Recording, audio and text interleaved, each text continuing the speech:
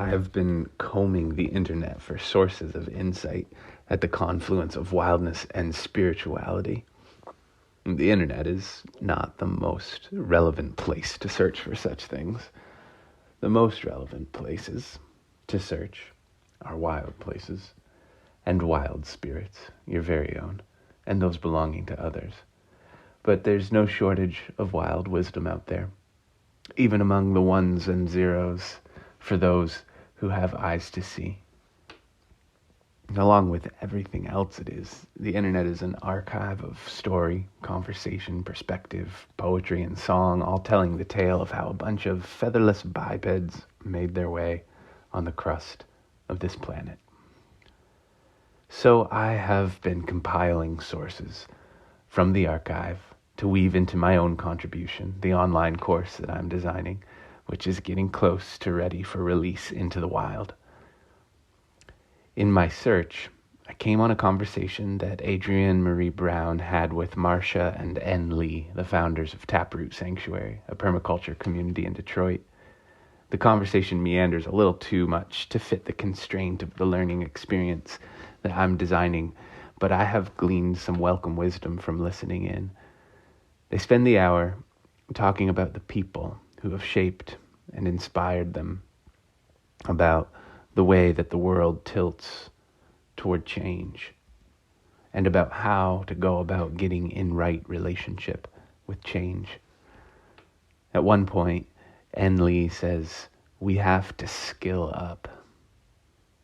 And that got me thinking about the sort of skills I spend my days trying to gain and trying to hone.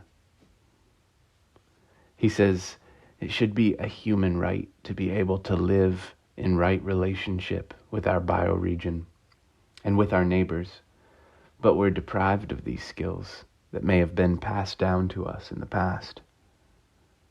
Then he says something that I found so delightful and true, as he was reflecting on the ways that we block ourselves from seeking new skills. We block ourselves with fears of failure, with imposter syndrome, with the misconception that we need to be properly enrolled on a path of expertise before we can even begin to glean and hone new skills. We block ourselves from acquiring the things we need in order to live our best lives. To all that, N. Lee said we should go ahead and give ourselves permission to suck at things on the way to getting better at them. I can really suck at this, he says, but as long as I have a relationship with it, I will get better and better. So today, rather than asking you what have you learned from life lately, I'm asking you this. What have you sucked at lately, but had the courage to try nevertheless?